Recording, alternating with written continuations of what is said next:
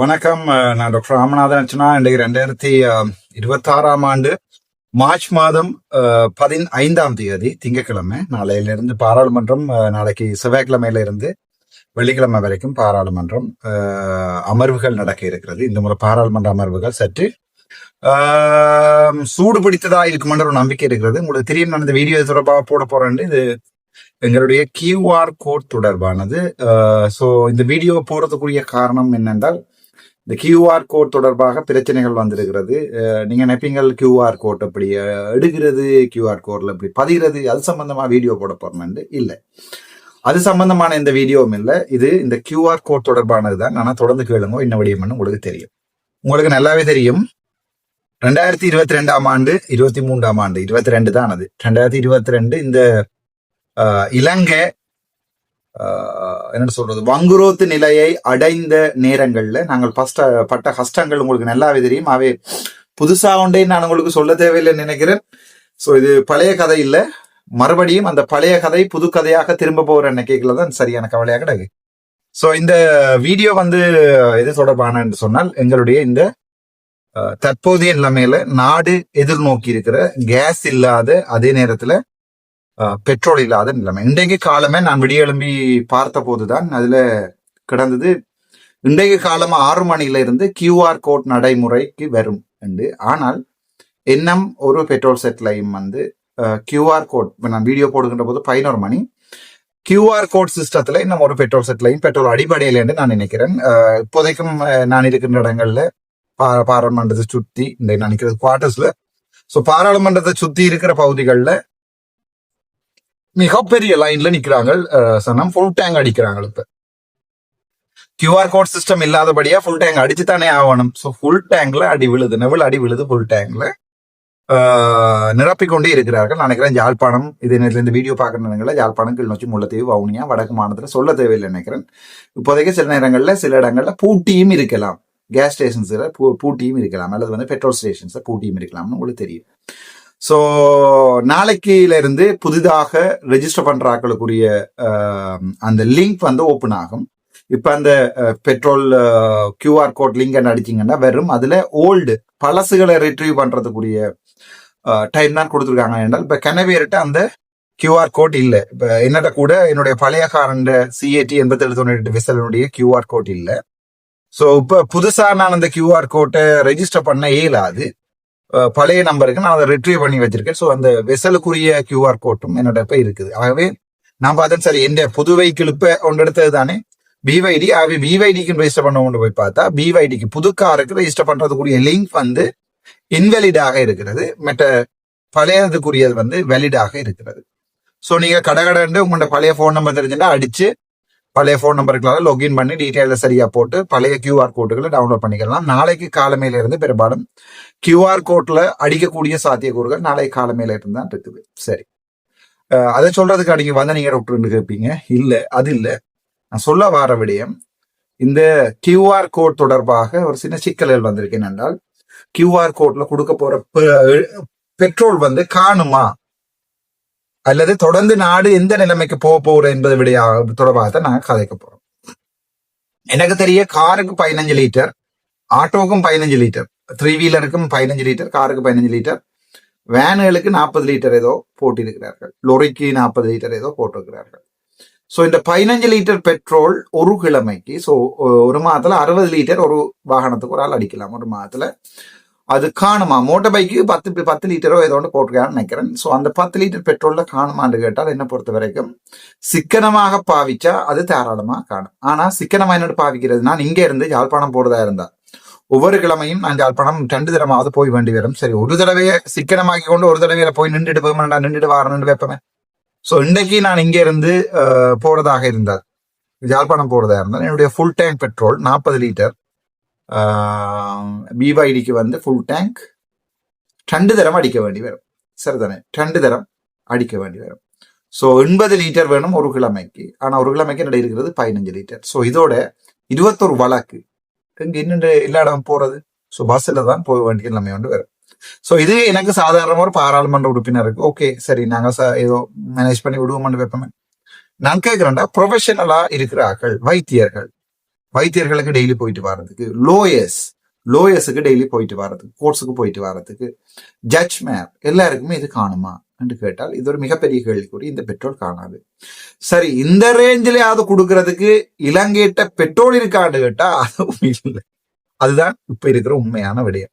இந்த ரேஞ்சிலேயாவது அள்ளி அள்ளி அள்ளி பெட்ரோலை கொடுப்போம்ண்டு நினைச்சா கூட இந்த ரேஞ்சில கொடுக்கறதுக்கும் 2 கிழமை அல்லது 3 கிழமைக்கு மேல பெட்ரோல் இல்லை. நேற்றைய தினம் பாத்தீங்கன்னு சொன்னால் மத்திய வளைகுடாவில் 19 இந்தியாவினுடைய கொடி தாங்கிய டேங்கர்ஸை வருவதற்கு ஈரான் அனுமதிக்கிறது. இன்றைக்கு ஒரு அனுமதித்திருக்கிறது. இன்றைக்கு ஒரு போஸ்ட் ஒன்று பார்த்தீங்கன்னா அந்த போஸ்ட்ல தெளிவாக சொல்லி இருக்கிறார்கள், இந்தியா தன்னுடைய ஒயில் தேவைக்கு நேரடியாக ஈரானோட கதைச்சிட்டு அமெரிக்காட்ட அனுமதி கேட்கல. ஆகவே அமெரிக்கா இப்போ நான் அந்த வீடியோ வேறையா போடுறேன். ஸோ அமெரிக்கா இப்போ இந்தியாவோட கொஞ்சம் கொள்வலா இருக்கு. இப்போ எங்கட இலங்கை அரசாங்கம் இந்தியாட்ட 5000 சொட்டு பெட்ரோல் பிளீஸ் என்று கேட்டிருக்கிறது. தமிழ்நாடினுடைய பரப்பளவின் அறவாசியை கிட்டத்தட்ட எங்களுடைய இலங்கை கொண்டிருக்கிறது. ஆகவே எங்களுக்கு அந்த பெட்ரோலை இந்தியா தருமாண்டு கேட்டா அதுவும் கேள்விக்குறி. அடுத்தது பார்க்கணும், இந்த பெட்ரோலுடைய விலை 25 ரூபா கூட்டி இருக்கிறாங்க. வளமையாக 11,000 ரூபா பெட்ரோல் அடிக்கிறேன் நான் பிவைடியில ஃபுல் டேங்க். இப்போது 21,000 ரூபா அடிச்சிருக்கு. 3,000 ரூபா கூடி இருக்குது.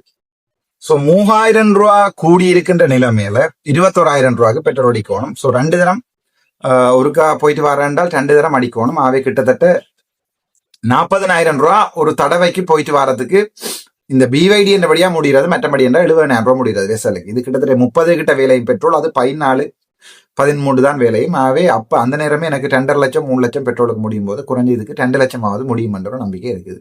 சார்ஜ் பண்ணி ஓடலாமான்னு பார்த்தா இல்ல, 100 கிலோமீட்டர் தான் பிவைடி C-Lane 6ல ஓடலாம். ஸோ நான் இந்த விடயத்தையும் சொல்ல வரேன் என்றால், ஒன்று பெட்ரோல், இரண்டாவதா பாத்தீங்கன்னு சொன்னால் கேஸ் நிலைமை தற்சமயம் படுமோசமாக இருக்குது. இலங்கையில லிக்விட் கேஸை சேமித்து வைக்கக்கூடிய எந்த ஒரு இடமும் இல்லை என்று ஜனாதிபதி தெளிவாக சொல்லியிருக்கிறார். ஸோ டெய்லி கப்பல் வந்து கொண்டுதான் இருக்கணும் இலங்கைக்கு, அல்லது மால்டீவ்ஸ்ல வச்சு சின்ன சின்ன சுண்டு தானே நாங்கள் எங்களுடைய இலங்கையில். ஸோ இந்த சுண்டுக்கு அள்ளி அள்ளி அள்ளி போடுறதுக்குரிய வழிவகையில இலங்கை அரசாங்கம் பார்த்து கொண்டு இருக்குது. சரி, இந்த 2 விடயம், கேஸும் இல்லை இதுவும் இல்லை. அடுத்தது என்ன, work from home பாசிபிளா?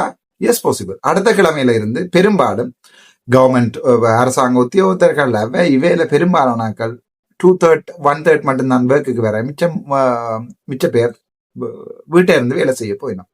So work from home அடுத்த கிழமையில வரப்போகுது. நீதிமன்றங்கள் நடக்கிறதாக இருந்தால் அது சிக்கல், டேட்டுகள் எல்லாம் பின்தள்ளி போகுது, அத்தியாவசியமான தேவைகள் பின்தள்ளி போகுது. ஏண்டா இவ்வளோத்தையும் போட்டு குழப்பறான், நாட்டுல மறுபடியும் படுமோசமான நிலைமையோட வருதுண்டாவன்னு சொல்ல வரானுண்டா? எஸ், ஆமா, அந்த நிலைமைக்கு தான் எங்களுடைய நாடு போய்கொண்டிருக்கிறது. என்ன பொறுத்த வரைக்கும் எங்களுடைய நாடு மறுபடியும் ஒரு வங்குரோத்தின் நிலைமைக்கு போய்கொண்டிருக்கிறது. இந்த வங்குரோத்தின் நிலைமைக்கு போறதுக்குரிய காரணங்கள்ல ஒன்று, நான் ரஜீவனுடைய திறப்பு விழாவில் அரசாங்கத்தை பாராட்டி இருப்பேன். ஓகே, 100 மில்லியன்ல 28 மில்லியன் என்ன கொடுக்க விட்டு அரசாங்கம் புலோலியில திறந்திருக்கேன் நான் பாராட்டின போது எல்லாரும் நினைச்சிருப்பேன், ஆஹா என்பிபிக்கு சப்போர்ட் பண்ண போறாங்க.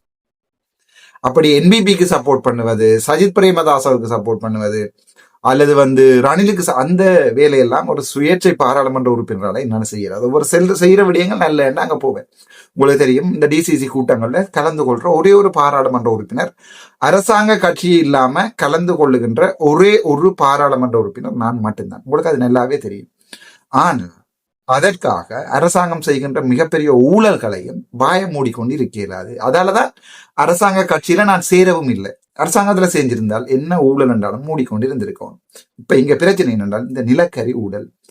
நேற்றைய தினம் இந்த நிலக்கரி ஊழல் தொடர்பாக ஒருவர் வெளிப்படையாக ஜனாதிபதியை பற்றி விமர்சித்து கதைத்திருப்பார். ஸோ அவரை பற்றி தான் நாங்கள் இன்றைக்கு இந்த வீடியோல கதைக்க போறோம். என்னோட 10 மினிட்ஸ். ஆகவே அந்த விடயத்தை சொல்றேன். முதலாவதாக இதில் போடுறேன் பாருங்க. මේ ගල්ලකුරු වංචාව කොතනින්ද සංග පටන් ගන්න?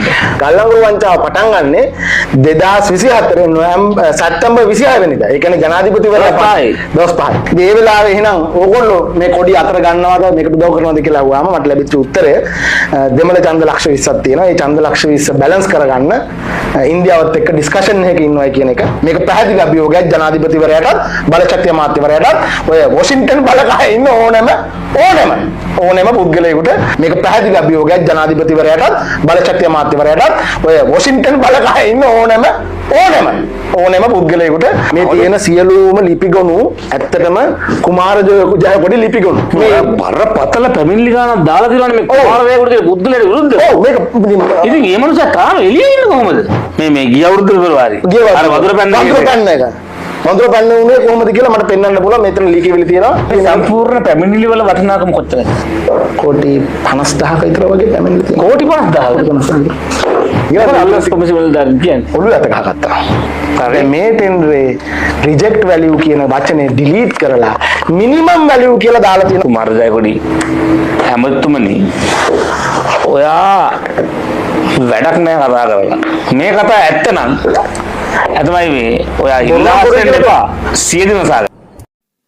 இந்த வீடியோவில் நான் போட்டிருக்கிற ஒரு சின்ன துண்டு கிட்டத்தட்ட 50,000 கோடி என்று அது வந்து உண்மை பொய்யோ எனக்கு தெரியாது. இந்த சம்பந்தப்பட்ட நபர் அனுரகுமார திசாநாயக்க அரசாங்கத்துக்கு எதிராக நான் முழுக்க போடையில, ஏனென்றால் அது பிரயோசனம் இல்லை உங்களுக்கு போடுறதுல. ஏனென்று சொன்னால் அது சிங்களத்துல இருக்கிறபடியா முழுக்க டிரான்ஸ்லேட் பண்ணி கேட்க உங்களுக்கு வாழ்க்கை வரைக்கும் கிட்டத்தட்ட 50,000 கோடி ருபீஸ் அல்லது சரி சும்மா ஒரு பேச்சுக்கு வைப்பேன் 50 பில்லியன் 50 பில்லியன் லொஸ் ஒன்று இலங்கையில ஏற்படுத்தி இருக்கிறது அனுரகுமார திசாநாயக்க அவர்களுடைய அரசாங்கம் என்று சொல்லி சம்பந்தப்பட்ட நபர் சிங்களத்துல ஒரு கிட்டத்தட்ட 1 மணித்தியாலம் 2 நிமிடம் நீளமான மிகப்பெரிய ஒரு என்ன சொல்றது ஒரு வீடியோ ஒன்றை தயாரித்து வெளியிட்டிருக்கிறார்கள். சோ இதுல அவர் சொல்லுகின்றது சகலத்துக்கும் ஆதாரங்கள் இருக்கிறதுக்கு நேரடியாக அனுரகுமார திசாநாயக்க அவர்களுடைய பேரை சொல்லி உங்களால முடிஞ்சா போய் கோர்ட்ஸுக்கு போங்கடா பாப்போம். நேரடியாக குமார ஜெயக்கடி என்று சொல்லப்படுகின்ற ஒரு நபரை மின் வலுசக்தி அமைச்சரை நேரடியா பேர் சொல்லி உங்களால முடிஞ்சா நான் சொல்றது பொய்யண்டா வழக்க போட்டுக் கொள்ளுங்க எனக்கு எதிராக சொல்லி சம்பந்தப்பட்ட நபர் சொல்லுகிறார். சோ இதுல இருந்து தெளிவாக சொல்லுறது இப்படி ஒருவரால வந்து நேரடியாக ஒரு அரசாங்கத்தை கை நீட்ட முடியுமாக இருந்த இந்த வீடியோ பற்றி தான் நான் போறேன். உண்மை போய் எனக்கு தெரியாது, உண்மை போய் அவர் தான் நிரூபிக்க வேண்டும். இப்படி ஒரு நபரால நேரடியாக ஒரு நாட்டின் ஜனாதிபதியையும் ஒரு நாட்டின் மின் வலுசக்தி அமைச்சரையும் நேரடியாக குற்றச்சாட்ட முடியுமாக இருந்தால் இது ஒரு பரபத்திர பிரச்சனை, அதாவது மிகப்பெரிய பிரச்சனையாக தான் நான் இதை பார்க்கிறேன். சோ இந்த விடயம் தொடர்பாக ஆறுதலாக நான் ஒரு வீடியோ ஒன்று உங்களுக்கு அடிச்சு போடுறேன். அதாவது வந்து பேக்ரவுண்ட்ல போட்டு நான் ஒரு கதையொன்றை செட் பண்ணி தமிழாக்கம் செய்து நான் ஆறுதலாக உங்களுக்கு போடுறேன். அது பிரச்சனை இல்லை. இப்ப நான் ரெக்கார்ட் பண்ணி டிரான்ஸ்லேட் பண்ணி போட போறேன், அது வேற பிரச்சனை. ஆனா இவர்கள் செய்யற இந்த ஊழலாத தான் இன்றைக்கு நாங்கள் ரோட்ல லைன்ல நிக்கிறோம்ன்றதை வடிவா விளங்கிக் கொள்ளுங்க. ரஜீவன் எம்பி வந்து எம்பிசிஎஸ் பில்டிங் என்று சொல்லிக்கொண்டு என்னுடைய 28 லட்சத்தையும் சேர்த்து திறக்கிறத நான் பாராட்டுறேன். ஏனென்றா அந்த 28 லட்சம் அவர்களுடைய அரசாங்கத்தின் தானே. ஆனா அப்படி செய்கிற அரசாங்கம் இங்க கோடி கோடி கோடியாக இங்க கொள்ளை அடிக்கிறார்கள் என்பதற்கு இந்த வீடியோவும் இந்த நபருடைய கதைகளும் ஆதாரம். இதற்கு மேல என்ன தேவை? ஆகவே நாங்கள் இனிவரும் காலத்துல வந்து அனுபவிக்க போற இந்த நாட்டுக்கு பிரச்சனையாக இருக்க போற இந்த விடயங்கள் அவ்வளவுமே கேஸ் பிரச்சனை, பெட்ரோல் பிரச்சனை, சாப்பாட்டுக்கு காசு இல்லை, சம்பளம் கொடுக்கல, ஒர்க் ஃப்ரம் ஹோம், பெட்ரோல் இல்லாம நீதிமன்றங்கள் நடத்திடாது, அவசரமான வாகனங்களுக்கு பெட்ரோல் இல்லை, சகலத்துக்கு காரணம் எங்களுடைய அனுரகுமார திசாநாயக்க ஜனாதிபதி என்றதை இந்த வீடியோ தெளிவாக சொல்லுகிறது. சோ இந்த வீடியோவை நான் இப்படியே நிப்பாட்டி கொண்டு நான் உங்களுக்கு சொல்றேன். இதனுடைய தெளிவான விளக்கங்களை இன்னொரு வீடியோவில் நான் நேரடியாக போடுறேன். அதன் வரைக்கும் உங்களிடமிருந்து விடைபெறுவது நான் டாக்டர் ராமநாதன்.